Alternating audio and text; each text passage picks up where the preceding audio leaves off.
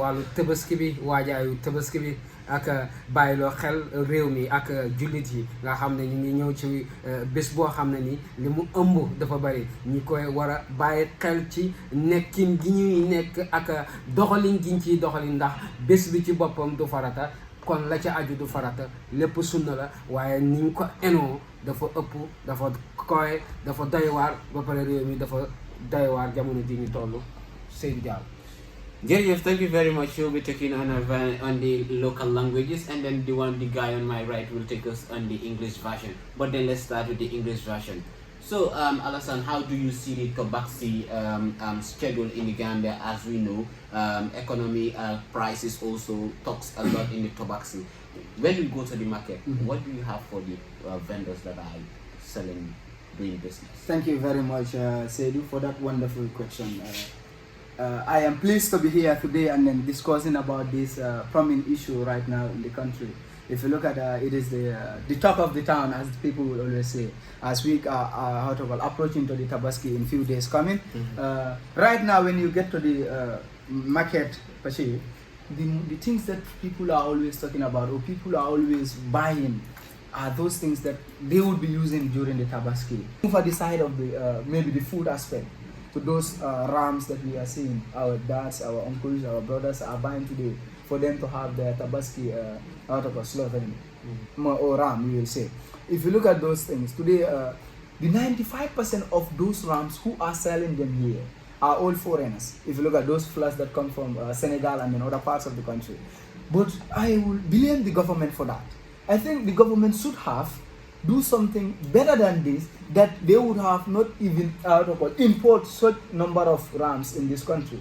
Because let's say they can also use those bricks and then maybe rear them in the Gambia here, which will at least attract cheaper price to the Gambians themselves. But today, somebody cannot bring his ram from let's say Senegal or other part of the country, Mali or any other part of the world, and you want to control that individual, the price that he is going to sell you those rams. Do you know how much do he spend on those rice? No. But today, if the government was wise enough, I would have said, they would have used some of our funds that they are using in some other aspects of the using the one that are they are not the one that are selling those rams. They are also allowing other people to enter this country, which even have a part to do with our economic downfall. It is also playing a part to our economic downfall. So what I will say is that let Gambians understand each other also when it comes to the market aspect too. Let's say you as a brother today, if I find you at the market, you know how how this country's situation is hard. Today maybe you buy something, let's say at $10,000. You definitely, why you are there is because you need profit, and then it's from that profit that your business is scaling. But do not over profit, especially these days that we are approaching the tabaski. It's most of the time it's only Muslims that you will find at the market.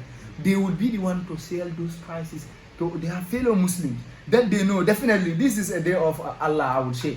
This is a day of Muslims that we are going to grace this day. So why not we try to understand each other from the marketial aspect, so that every individual, even those laymen, there are those weak people, financially can also gain something that they would also celebrate or that they will also enjoy in the day of tabaski, because this day is a day full of enjoyment. So why should they then be selling those goods or those products at a high rate? Sometimes also we will blame those people that are, but even sometimes those that are working in this country, the foods that are produced in this country, I mean, are the ones that are sold at the higher rate than even the one that we import. Let's say today you have your own garden, portable, sizable, you are the one maybe in your compound. You are growing onion and some other things. You do see sometimes you let's say you harvest them, you take them to the market. I will come there, maybe I need let's say a bag of onion from you. It's where now you will tell me, come, let me slaughter you. Because that's what they will do. You will see a bag of onion that was costing last year, I'm telling you, last year, because there is a onion farm at Fonyi, Bisari. They were last year selling a bag of onion $350. But this year, during this past Ramadan, do you know how much was a bag of onion? It was up to $800. What inflation is that? More than 100% inflation. Because if it was 100%, then we would have said it's $700. But $800, that is over inflation. It's like the inflation went up to 110%. So there is no price control on that. And some of the time, the ones that are inflating these are the ones that are even work or that are even produced in our own country. So I think the government has a lot to do with those things. And in fact, not only the government, because we said the government are those group of individuals that will work together to control the day-to-day affairs of the country. But they cannot work, they cannot prosper without us, the citizens. We need to be loyal to the government, we need to assist the government, we need to understand the difficulties that XY there is facing.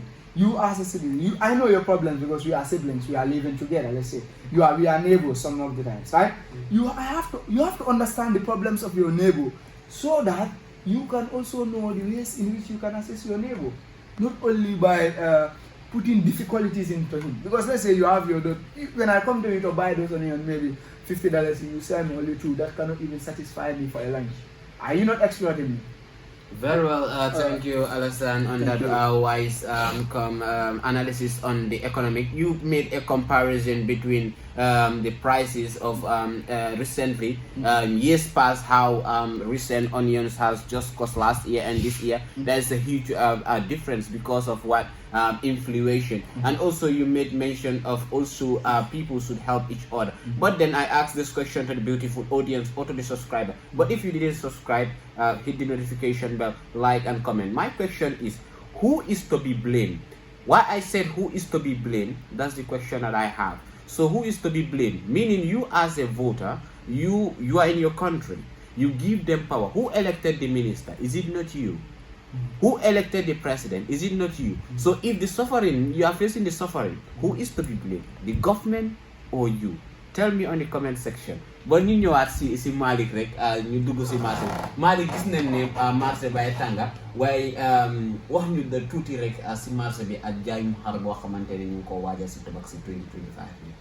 jafe-jafe ak jaaxle bu kenn xamul naka la ñuy def ba régler problème bi. dootoo xaar yow pour yow la nga su doon séentu nga am ko léegi waaye ni ñuy def wala naka la ñuy def ba nga xam ne jafe-jafe bi nga xam ne moo am ci réew mi jëm ci wàllu njartegu kowe gi njartegu seer gi ak njaay mu métti mi lan la ñun ñi yor marchandise bi di ko jaay la wala ñun ñiy jënd ji marchandise bi la wala ñiy dugal marchandise bi ci réew bi la wala ñiy commande marchandise bi di ko indi muy jaar fi nga xam ne ni warul faa jaar. loolu itam jar na bàyyi xel ndax lan comme ni ko suma naataango bi waxee léegi ci English su fekkee ne government bi ñëpp joxoñ nañ leen baaraam na ñoom daal ñoo war a def price control ci mbir mi nga xam ne moo ngi am ci wàllu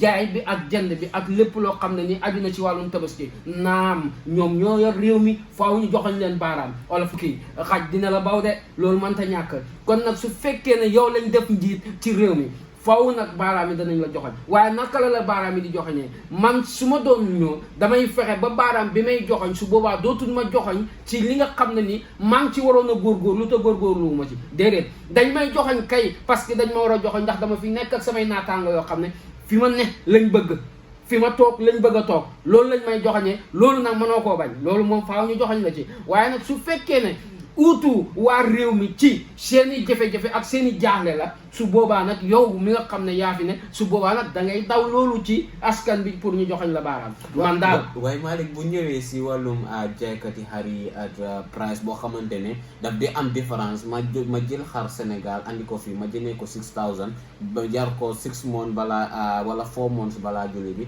ma jaay ko 25000 ba loolu jar naa war naa koo jaay 25 man si raaj.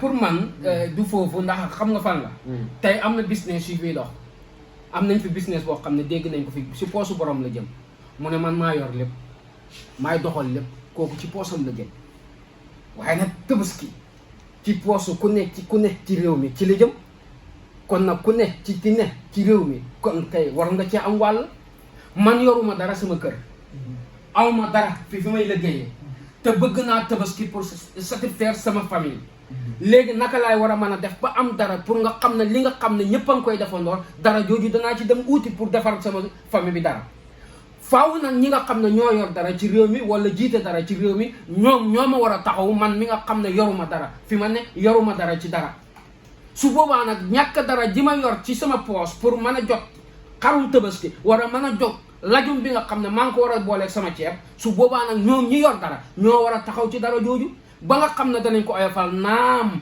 xar bu fekkee ne amul ci réew mi gouvernement bi waaye ñoom ñu génn ci réew mi dem uti ay xar ba pare indi ko ba pare yombalal ko waa réew mi xanaa loolu warta mën a ne ah kay war naa mën a ne war naa mën a ne gouvernement bi ci boppam moo xam ministre la wala député koñ député gox bi nga xam ne yaa jiite sa gox bi nga xam ne ñu ngi koy uuti ci xar wala ñu ngi koy uuti ci la ma mënumaa nangul loolu soo ko nanguwul nag sa dégg-dégg la ci réew mi déglu ma mënumaa nangul loolu yow lan moo tax ma nangul li ma ñun ñoo war a yombalante suñu diggante non waaw suñu yombalante suñu diggante man li ma am la ak yow li nga am ñu yombalante ko waaye bu fekkee ne man ak yow ñoo war a dem uuti yombala bi fan la ma ne yow looy xaaree government bi yow parce que yoruma looy xaaree yow National Assembly member parce que yoruma National Assembly waaye man bu ma yore waaye war ngaa wax ne ñu ami war ngaa wax ñu ami moo tax nag gouvernement bi ñoo yore waaye xam nga balaa ngaa jot government di nga ñaxate déedéet xam loolu nag moo warutoon xam lu tax may ñàkk xanaa man bokkuma ci réew mi man may doomu réew mi juddoo ci réew mi yaroo ci réew mi jàngee ci réew mi